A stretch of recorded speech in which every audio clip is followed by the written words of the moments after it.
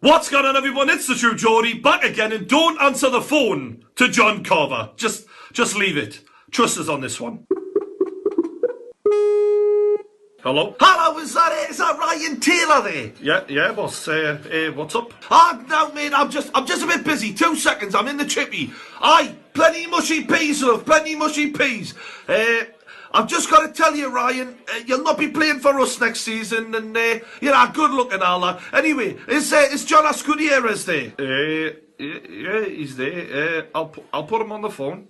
Hello, boss. I'm very happy to save Newcastle again next season. It's great. I love it. I loving life.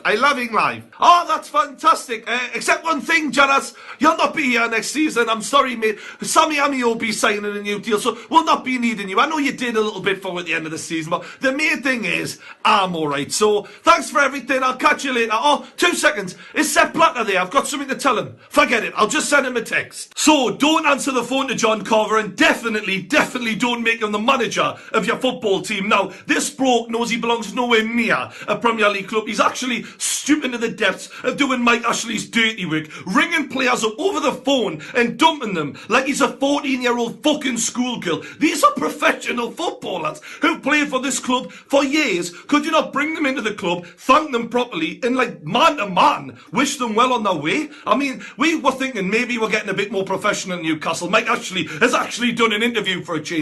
But no, it's the same ridiculous circus it's always been. And just as the fans are getting excited that a big name in Patrick Vieira might want to be our manager, yes, he's got no experience, but he is still a big name. And yet, with no experience, he still rejects work because of how ridiculous the circumstances are for him to manage there. Yes, you expect him to be a tactics man, a formation lad, and a man manager, but yet you want him to grow the team and you won't give him the power to say who stays and who goes. Why? Because people at the club know so much more than Patrick Vieira? Oh yeah, because the track record's brilliant. I mean, Gouffran and Riviere, they've just been amazing signings. Why not give him the power?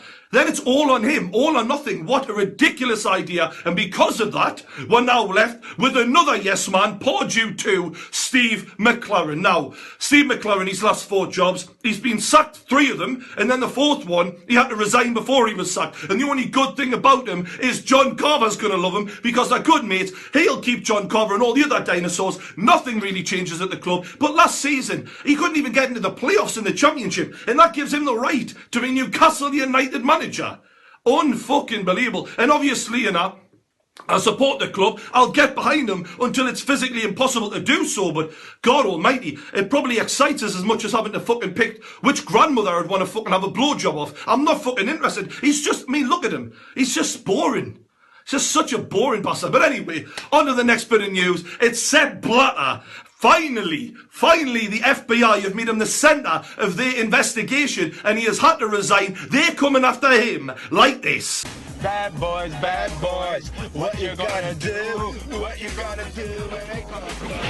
I fucking love that film, but I hope Sepp Blatter finally gets the justice he deserves. That scummy little Monty Burns looking bastard. Let's get him locked up where he belongs. But anyway, we're going to move now onto the transfers, and David De Gea, some really surprising news for me. 1 year left on his contract. They're only going to get about 20 million for him, reportedly. It might be a couple million more depending, but really, for someone who's in the top 5 in his position in the world, 20 million, as good as 20 million is for an average player, that's nothing for David De Gea, in my opinion. So, Man United, how do you feel about that price tag for such a great player? Moving on to Man United going after Real Madrid players. They went after Varane and Gareth Bale in a reported £110 million double signing offer. It was rejected, but I'll really be surprised if this happened, because Varane, Real Madrid have got a pretty poor defence, and Varane is obviously one of the best up-and-coming defenders in the world. Is he as good as his reputation yet? No, he's still slightly overrated, but they're not going to let him go, in my opinion. And Gareth Bale, no way is Perez, Florentino Perez, the fucking director, the president, or whatever he's called, he is not going to be shown up and admit he was wrong to spend all that money. He'd sooner change the manager, and he has changed the manager. Rafa Benitez is in, Ancelotti is out. I've already said how ridiculous that is, but we'll see what happens in the coming season, but I don't see that happening whatsoever. Moving on to the next bit of news, it's Isco to Manchester City.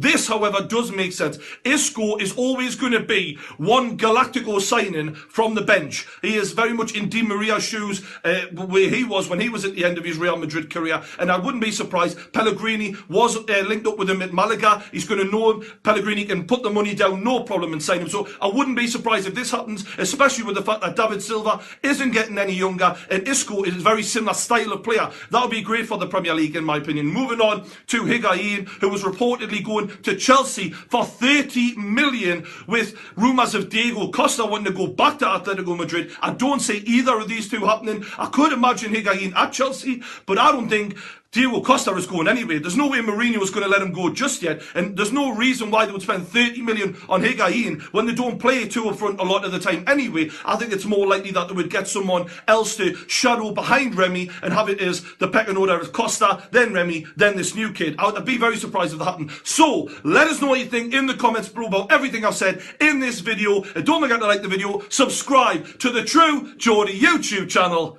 and I'll see you later.